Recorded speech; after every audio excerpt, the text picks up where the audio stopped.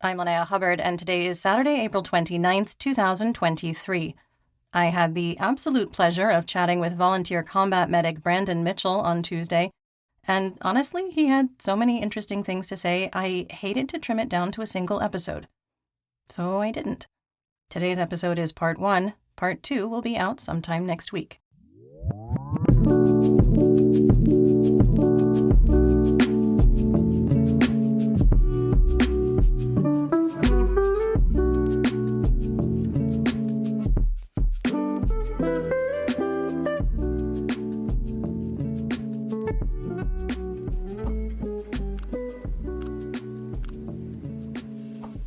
Who are you?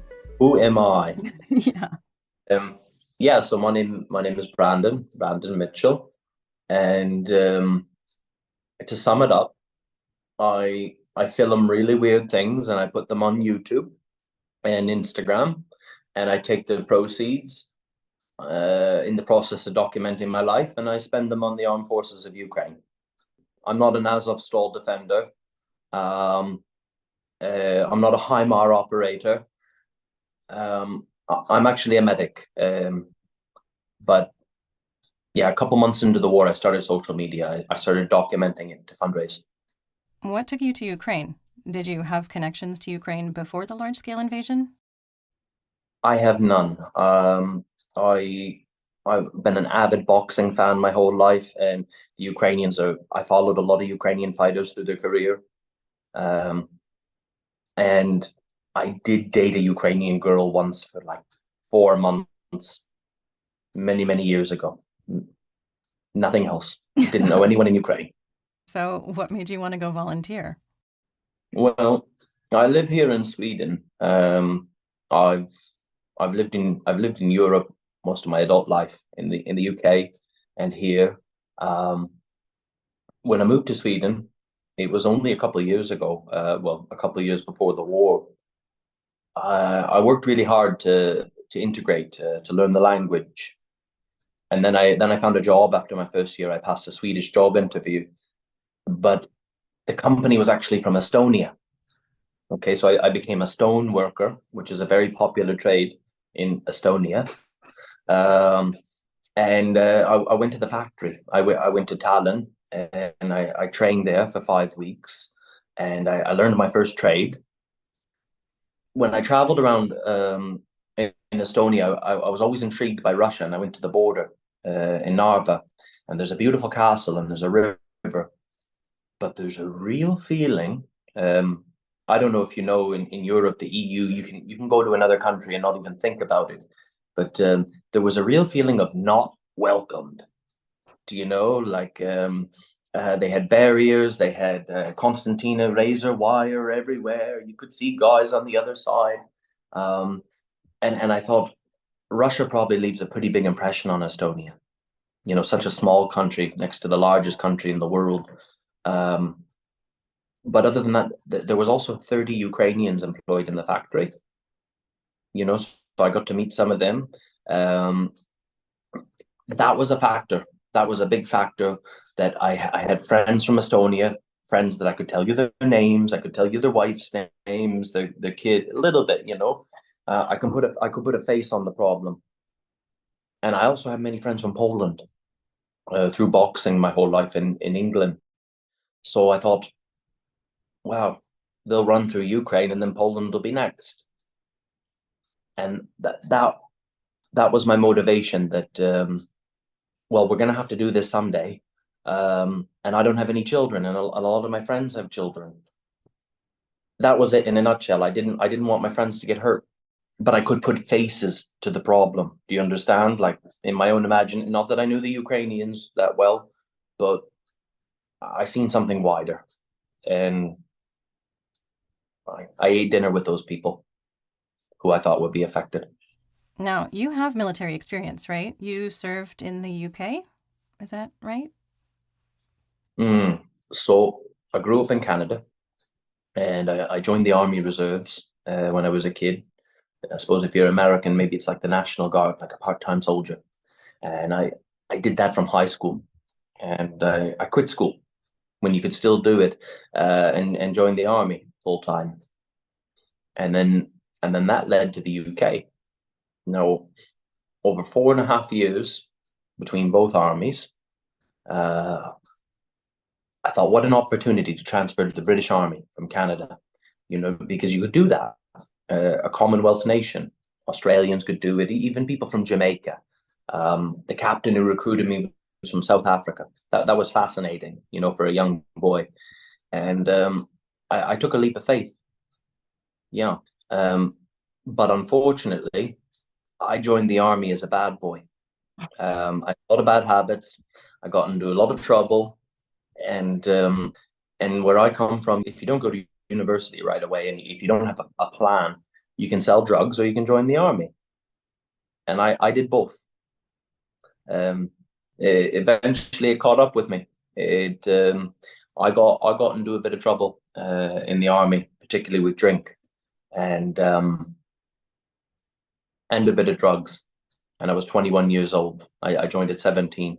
And at 21 years old, I had the option, should I stay or should I go?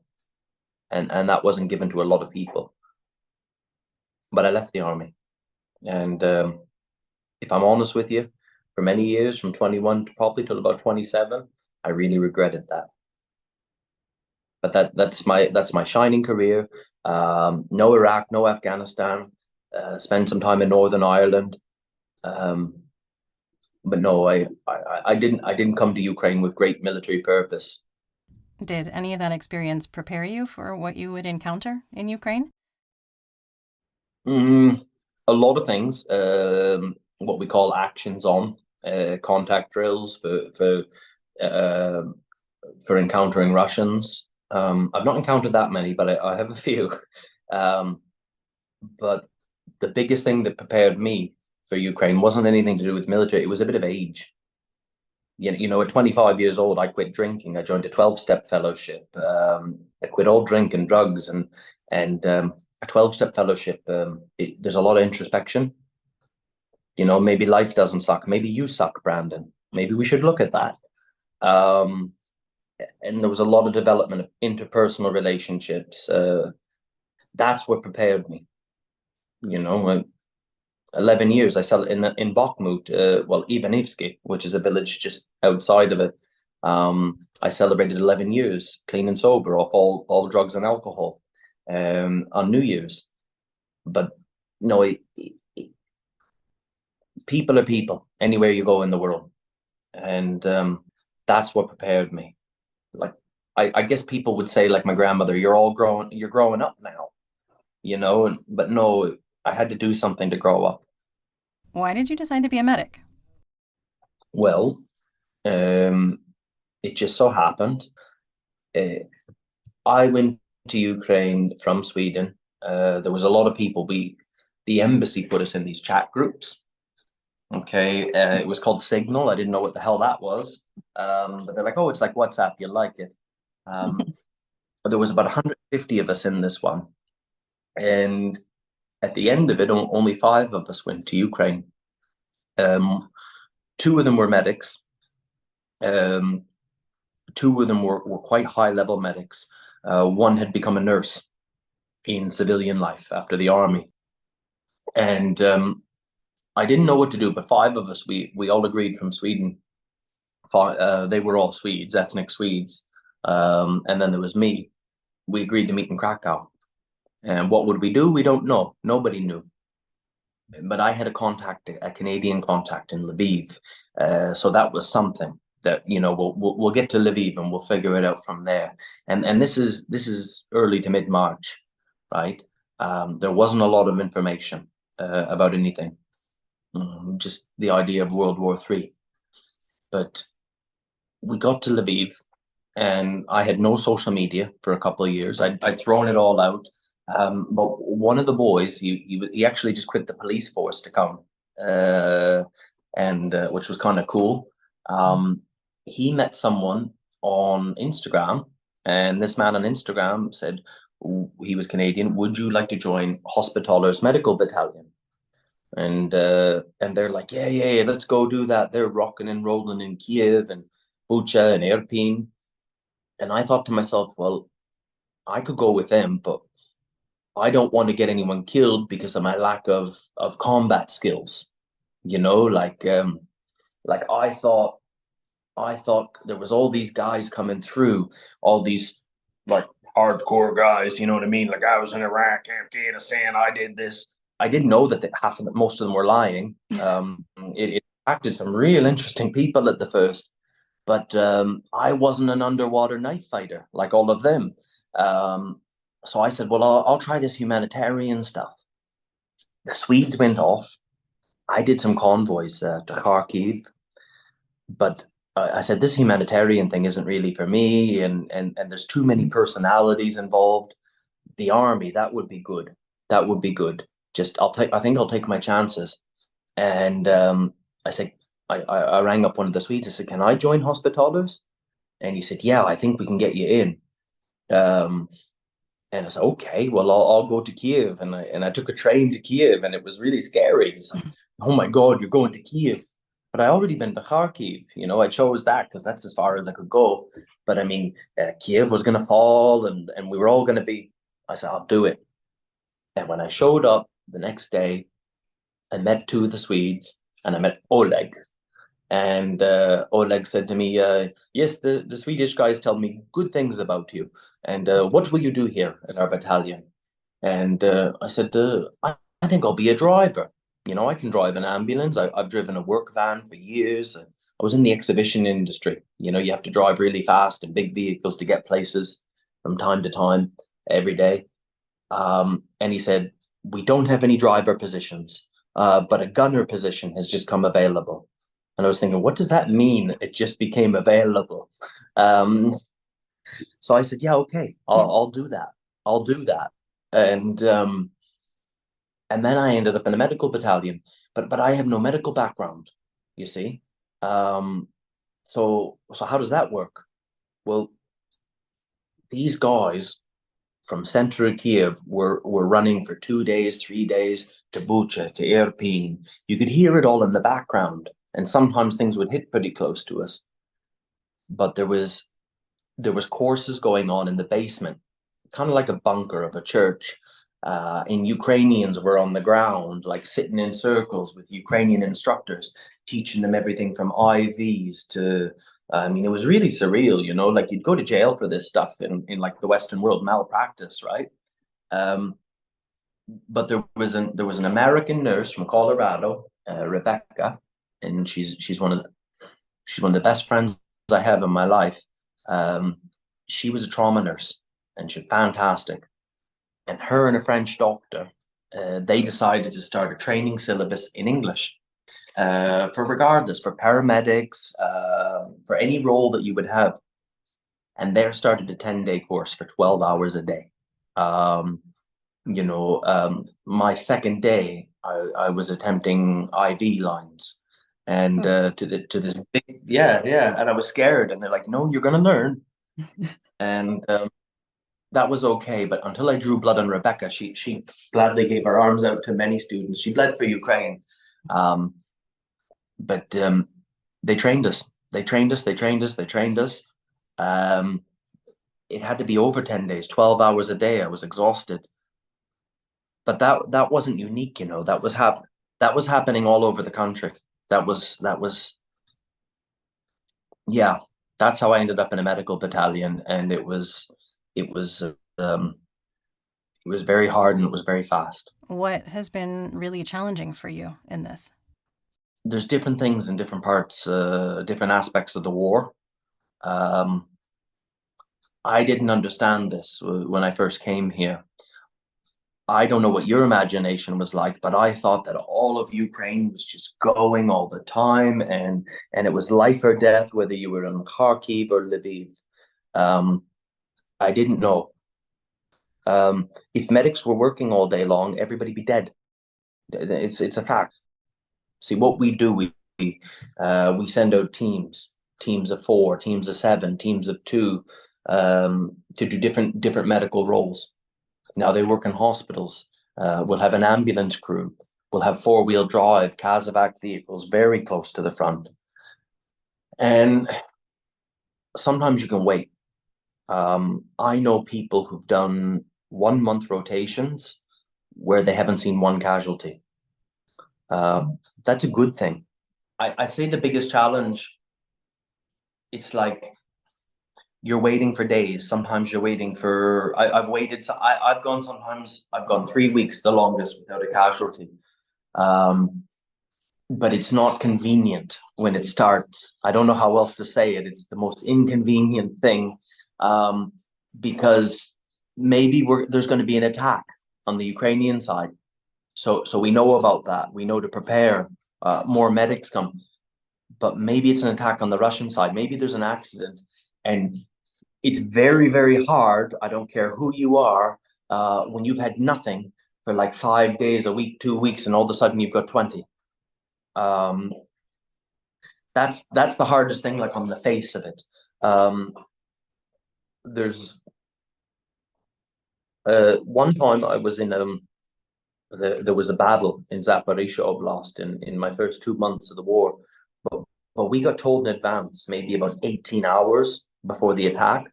You know, they don't tell everyone, but they told the medics to prepare and to report. For 3 days, it was personally the bloodiest work I'd ever done. But it was easy. It was easy because we were part of a team of doctors, surgeons, anesthesiologists, and the flow was steady. You know, people would come, and there was a routine. I have nothing to compare to because I'm not a civilian paramedic. But I would imagine if you were in a busy city, especially in America, like a big city, you would go do a 12-hour shift and you would expect things are going to happen, you know. But that's really hard. You know, sometimes we have nothing for 2 days, 5 days, 10 days, and then it just starts so suddenly. Yeah. What do you do while you're waiting? Well, I must admit, it's a lot easier now that we have what's called Starlink. Starlink internet. But before, like on a personal level, I remember my first couple rotations. I was the only foreigner, so there might be one other English speaker, maybe, you know, two other English speakers. I made friends with the animals, you know, because we live in rural areas. There a lot of people abandoned their dogs and cats. The army took care of them, or I would study. I would try to learn more things. If I was lucky, I'd get half a 3G signal on my phone. It takes a while to load, but YouTube's actually quite a friendly app when you have, like, compared to say Instagram or social media, when you have limited signal. I watched a lot of medical videos. That's what I did. Yeah. And I try to learn a lot of new things, self-taught. Later on in the war, I had a social media. It was 2 months into the war, I started an Instagram to fundraise. You want to go further into it, I started a YouTube, and that is a lot of work. YouTube is so much work. To edit a film, that can take hours. That can take, and I have to put it away, and I have to look at it another day with fresh eyes. Just because I know what's going on in the video doesn't mean you do. And I'm no professional, but I've been quite successful with YouTube fundraising. So if I can say so, when I'm waiting a lot, it doesn't feel so brave or heroic. But on med points, a lot of times I'm just sitting in a corner and I edit everything on my phone. And that's waiting for work. Yeah, just waiting, always waiting. It's a weird war. It's a really weird war. It's not what I expected. What kind of casualties are you seeing? Like, has it changed from early 2022 till now? No, in principle, it's all the same. There's very few bullet wounds, which I would have thought in war. Most of it comes from the artillery. If they have even the lightest shrapnel, more often than not, and I don't want to guess and say like 51% or 70%, it's up high in the body, or the arms, because they're in a trench. Okay, so if they were up a bit too high, that's very common. The biggest difference for us, because Ukraine in general stopped putting medics on zero line. Most medics are about 2 kilometers back, maybe 1 kilometer back. The work is better on that the soldiers are being taught. They're being taught tactical combat casualty care. So, for example, if it's as simple as a tourniquet, everybody knows what a tourniquet is now who follows Ukraine, who didn't know before. They tend to be applied well. Okay, the blood has stopped. The bandages, the pressure bandages tend to be done really, really well. So if it's simple and it's an extremity wound, the leg, the arm, more often than not, 70% of the time, if that's all it is, all we've got to do is drive them out, which is a good thing. That's a really good thing, you know. It gets a bit more complicated if they have internal wounds. Okay, if they have an hemothorax, that means air actually coming into the chest cavity. We're still trying to teach soldiers more and more to search the body, you know, to identify those things, because those problems develop. They might be fine now, but 30 minutes, 40 minutes, an hour later, they can die, and it can turn quite quick. The care is, I'm just talking from the medical point of view, it's improving from point of injury. It's so much better. I don't know when that happened, but I noticed by like October once, I was like in Soledar and Bakhmut. I said, well, it's pretty good here. Like that, their brigade obviously had really, really good training. The biggest issue for us, of course, is the concussions. That's not talked about a lot anywhere, I don't think. But Ukrainians take really good care of their soldiers when you've had a traumatic brain injury of a sort. My last night work, we waited for 3 hours for, well, we had nothing. We had nothing for 3 hours. I had one 200, one that was dead, just struck him off. And then we waited for 3 hours. One man had lost his eye, but he was stable. And there was 11 concussions for our area of responsibility. So, and varying degrees. They're like they're drunk. You got to get the gun off them, and you got to talk to them and persuade them. But I don't know what the ratio is to amputations, to traumatic wounds, to concussions, but it's really quite high. And many guys in Ukraine, it's kind of like I don't know what else to call it. I think in America they call it a pissing contest against men. You know, it's an ego thing. One guy says, well, I had 2 concussions. Another guy's like, well, I had 4. And the other guy's like, oh, I had 10. It's a real matter of pride. I suffered a traumatic brain injury. I drove over 2 anti-personnel mines in August, and I lost a lot of my hearing in my right side, and I spent a month in hospital. And it sounds a bit silly, but it's a bit of pride for me too, that I would come back to work, and any of the boys that I work with that know that, the Ukrainian boys, my stock went up. My stock went up big time, you know, because a lot of them thought, oh, the foreigners, you know, they get the best of everything. They get held back and protected.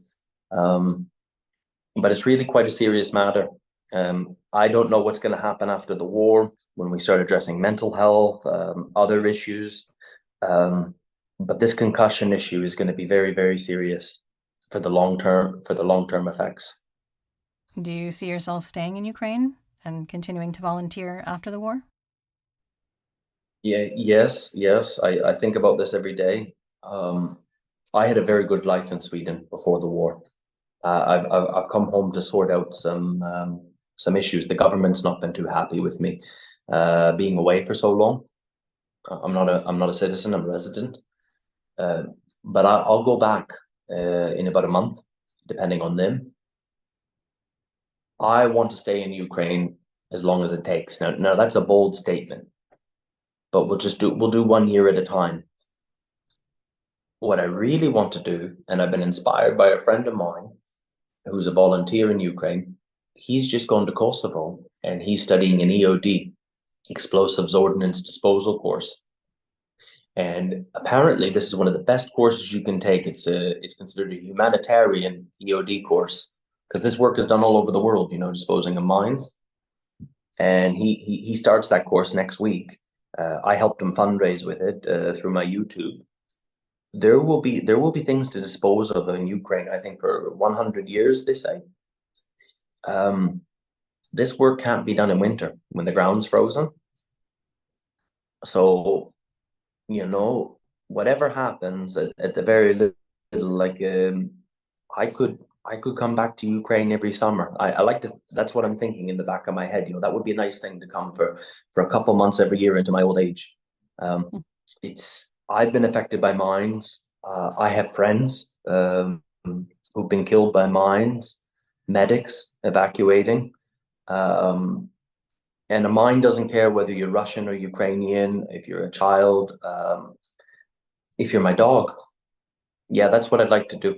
I don't know if I don't think I want to stay in Ukraine permanently, but anybody who wants to do that work can train and do for under $10,000. You can get the basic course, and away you go. What kind of stuff are you fundraising for, or have you been fundraising for? So I first started Instagram 2 months into the war, but there was a YouTuber that I liked. He was a bit of a travel blogger, and I knew he lived in Kiev, so I wrote him. He was the second person who donated to me. He donated $2,000. Okay, so a stranger. Uh, we become friends, but I lucked out. Um, my first fundraiser, it was supposed to be for helmets, but it turned into four-wheel drives, not one but two. Okay, in my first 2 months of fundraising, month and a half, I got enough money to go to Germany, to go to Poland, but to get two four-wheel drives from Germany, and then the next thing I came back with was a diesel generator. Because on the medical point I worked, my first medical point, we call them stabilizations. You're in a rural village, there's no power. Medical points need power, and they had this old antique generator, but I bought a brand new one for them. I used my credit card for that. I don't advise that. Um, but working on a medical stabilization, I probably worked solely on medical stabilizations for cumulatively about 3 months in the war, like just solely that, not going in an ambulance or a casevac vehicle. And power was the basis to everything. So once I made good on my first fundraiser on Instagram, people started to trust me, I think, I hope, but more money kept coming. Now, for me, I don't know what people see in me, but I've seen many volunteers have to go home for one reason or another. And many people I know, from organizations to individuals, I see their funding going down and down. I shouldn't be too brave, or confident, but that's the contrary for me. Every month I get a little bit more money than I did the month before. So one diesel generator, it's now turned into over 100. Now, in dollar terms, that's between $1,500 and $2,000. It has to be diesel because that's our fuel source, especially in isolated areas and close to the front. You can't get petrol, gasoline. Some units will kindly, they say that everyone in Ukraine is corrupt and they'll just take. Many people will refuse a gasoline generator from me, despite what they're worth, because they have nothing to fuel it with. Generators turned into radios, Motorola's. Those can cost about $500 for the ones we need.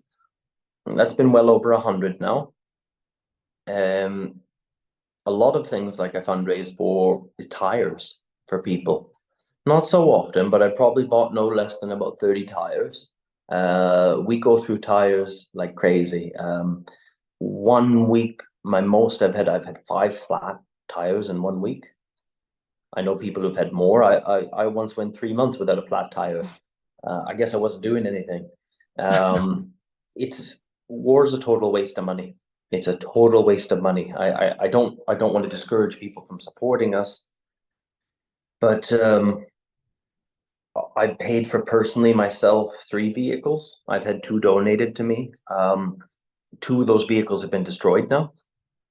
So we're lucky. I know people, Ukrainian boys who've been through, they're on their fourth four-wheel drive for the war, yet they're still alive.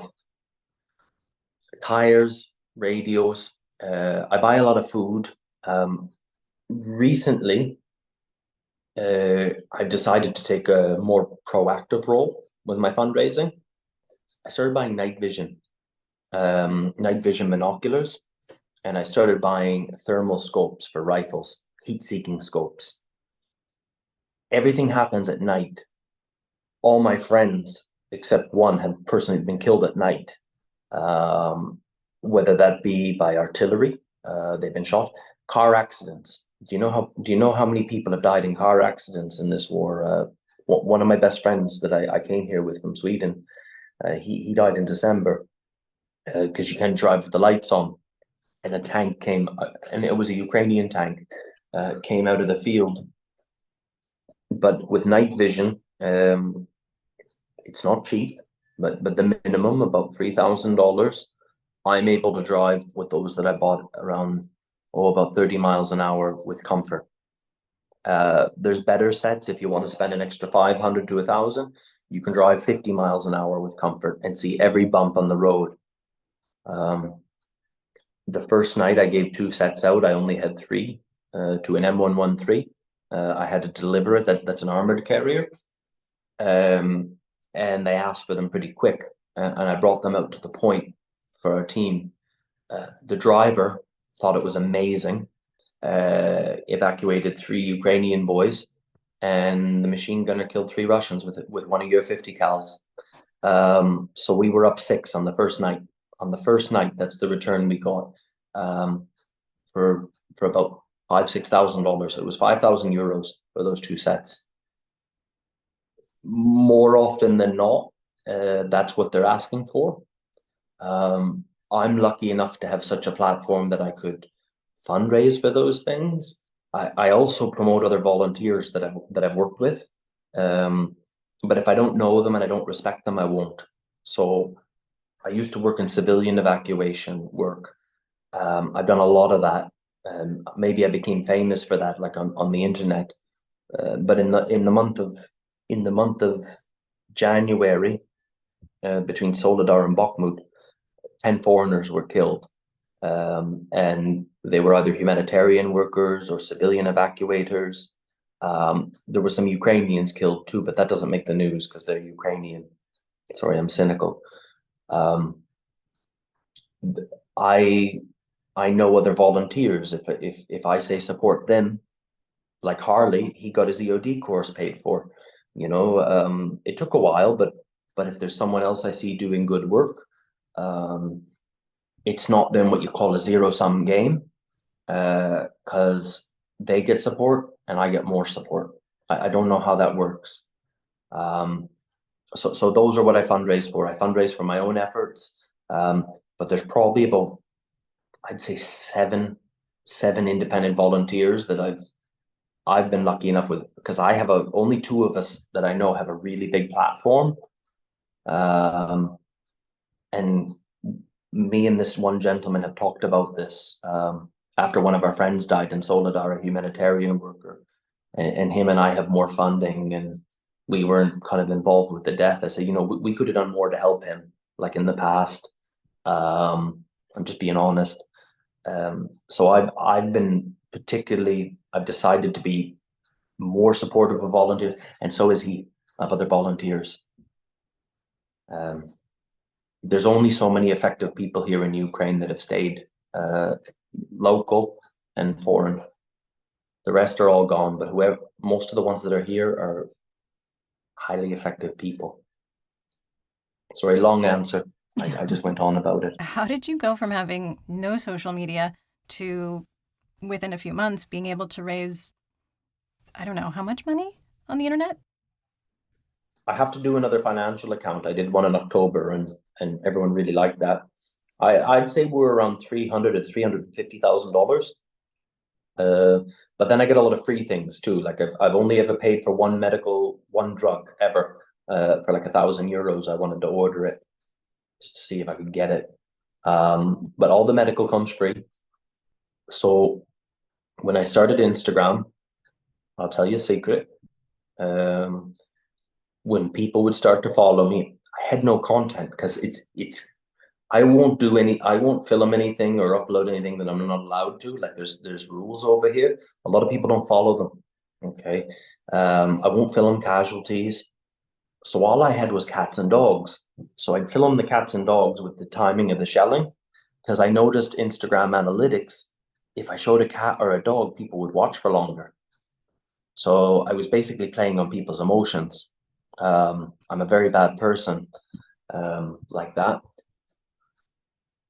But what happened around that time, and I started for a couple of months volunteering with civilian evacuation work, and there was no restrictions on what we could film. There's no law denying. So I had explosions and flames and grandmothers, babushkas, and dogs and cats and um, and then all of a sudden, like some of the videos would get viewed 60,000 times, 100,000 times, and then some people were donating $100, $500, individual people. Like I was a nobody, and I think like I got like $2,000 one day in donations.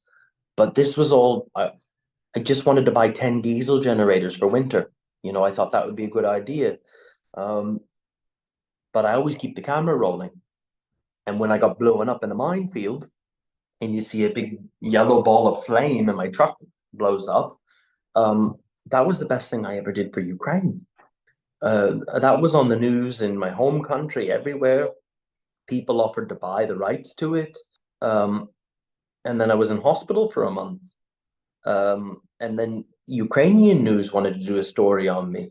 And terrestrial TV is still the same as in America. In Ukraine, only old people watch it now. So a lot of grandmothers in Ukraine know who I am. Yeah, because I was rescuing grandmothers in Donbass. Um, but it just went from strength to strength. And the more things I bought, if I proved what I bought and what I used it, I would even do monologues on YouTube. Like, well, I'm I'm thinking about buying this, I'm thinking about buying this, but I'd start explaining to people like the practical considerations. Not everybody was watching those videos, but there was about 5, 10,000 people that hung on to every word, and they're like, well, that makes sense. And if I can say to finish on this, um, I've learned more about the whole war is about human nature, but I've learned a lot more about human nature from the YouTube comments because they're well thought out and constructed. And people would offer me unsolicited advice.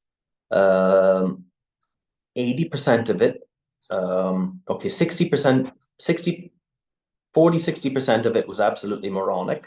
Um, then somewhere along the way, there was really good advice, the rest of it, but only maybe 30% of it was applicable to our life in ways that I couldn't explain to you. But obviously, probably about 10% of the advice I get from the YouTube comments, I've actually been able to like implement it.